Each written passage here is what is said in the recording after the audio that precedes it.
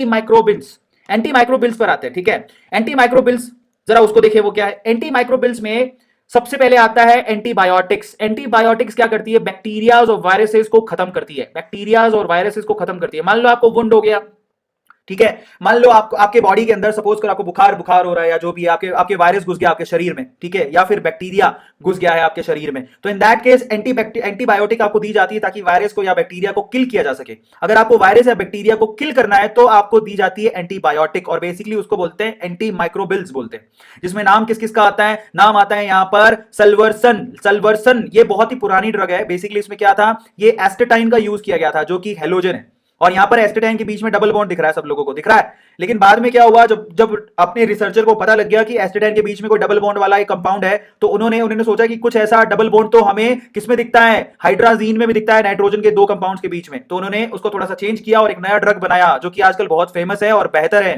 जिसको बोलते हैं प्रोंटोसिल। तो आप लोग ये याद कर लो, प्रोंटोसिल एक ड्रग है जो कि बेसिकली एंटीबायोटिक है, जो कि बैक्टीरिया और वायरस को किल करती है, ठीक है। वहां पर नाइट्रोजन टू नाइट्रोजन आप लोगों को डबल बॉन्ड दिखेगा, ये बहुत फेमस है, समझ में आया। इसके अलावा एक और इसकी ड्रग है जिसको बोलते हैं सल्फोनामाइड, ये होती है सल्फोनामाइड। तो बेसिकली सल्फोनामाइड भी एंटीबायोटिक है। तो यहां पर जो काम की चीज है वो है प्रोंटोसिल। प्रोंटोसिल बेसिकली एक एक अच्छी वाली, एक हाई वर्जन वाली एंटीबायोटिक है जो कि साल्वर्सन से बनाई गई थी, ठीक है। सल्वर्सन को ध्यान में रखते हुए उन्होंने सोचा कि एक हाइड्राजीन से भी बनाई जा सकती है। तो प्रोंटोसिल बेसिकली एंटी एंटी माइक्रोबिल्स है, एंटीबायोटिक है जो कि बैक्टीरिया और वायरस को किल करती है। इसके अलावा कुछ और एंटीबायोटिक भी होती है, जिसमें से सबसे फेमस एंटीबायोटिक है पेनिसिलिन।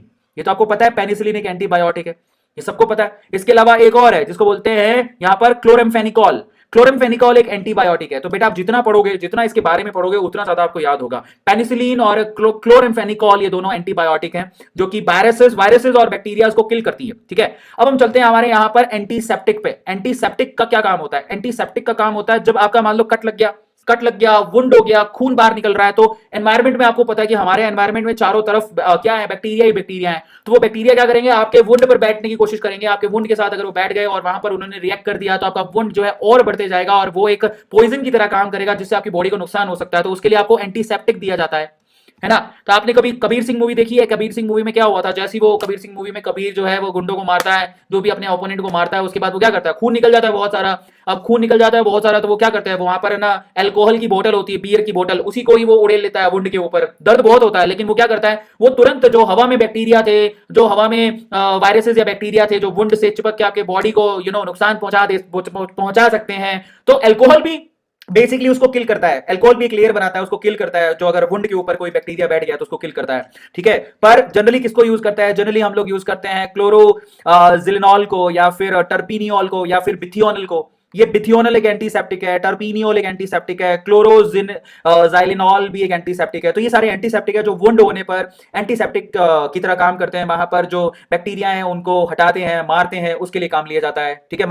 बेसिकली इनका काम क्या है, माइक्रो जो ऑर्गेनिजम्स हैं जो आपकी बॉडी को नुकसान कर सकते हैं, जो एनवायरमेंट से आपकी बॉडी में घुसने की कोशिश कर रहे हैं, आतंकवादी कहेंगे उन्हें हम लोग, उनको मारने के लिए एंटीसेप्टिक और एंटीबायोटिक का यूज किया जाता है, सबको मालूम पड़ गया। अब एक होता है डिसइंफेक्टेंट, ठीक है। आपकी बॉडी में अगर भाई आपकी बॉडी में वुंड हुआ, ठीक है, तो आपकी बॉडी में जो मान लो आपको लग गई, तो लगने से क्या होगा, उस वुंड पे बैक्टीरिया बैठेगा, ठीक है, और इन्फेक्शन बढ़ सकता है, ठीक है। तो उसके लिए डिसइंफेक्टेंट एक स्प्रे भी यूज किया जाता है। आप कभी गौर किया हो तो कभी कभार डिल्यूटेड क्लोरीन को यूज किया। क्लोरीन क्या होता है, एक डिसइंफेक्टेंट होता है।